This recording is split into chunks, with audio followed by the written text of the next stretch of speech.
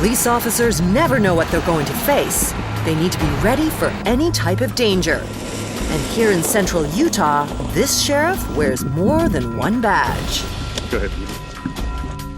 Meet Brandon Miles. He's the deputy sheriff for Weber County and part of Utah's Bomb Squad Task Force. Each county, the FBI outlines which areas will be allowed to have bomb squads. In Utah, we have 8, and all of those work together within the state to form the task force. And we all work together on big incidences, and we train together often. They train together and take down real threats. My squad, we've probably gone on 10 to 15 calls in the last month. Anywhere from hand grenades to pipe bombs. If everybody's not on the same page or at the same skill level, then it just creates complications when we're on a real scenario. So it's imperative that all the training stay relevant, up to date, and harder than what we would normally see in the field. Today, Brandon will tackle that grueling training in a 40-kilo suit under the scorching Utah sun. We've got a training ground set up here. We've got a vehicle, and what we're after today is to be able to bring the vehicle here, set up a device in the vehicle, bring in the bomb technicians, and really provide a good training scenario for them. This is Peter Quitner. He's the mastermind that's rigged up today's scenario. It's a very realistic situation. We have a device that's easy to manufacture. The components aren't that tough to get your hands on them. You can set it up in just a little bit of time, just a little bit of know-how.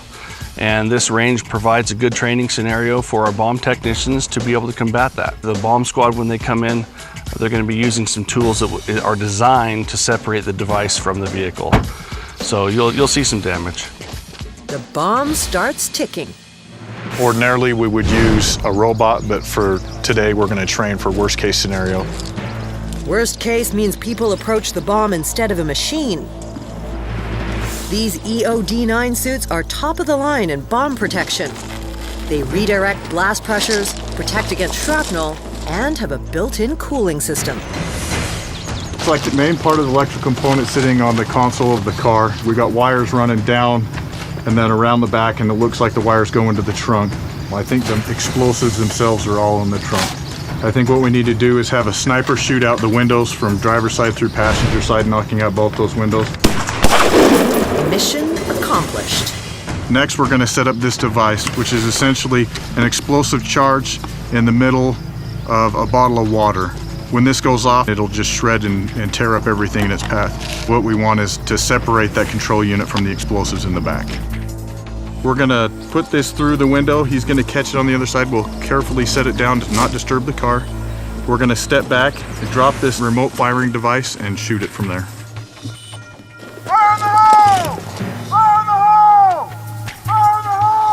3, 2, 1. The control panel is obliterated. Time to attack the explosives head on with something called a boot banger. We've got a remote device here that will initiate an explosive powder inside this shock tube, which runs up into the blasting cap, which initiates the detonating cord, which initiates the explosives inside the boot banger. Get there! Fire in the hole! Fire in the hole! Fire in the hole! 3, 2, 1.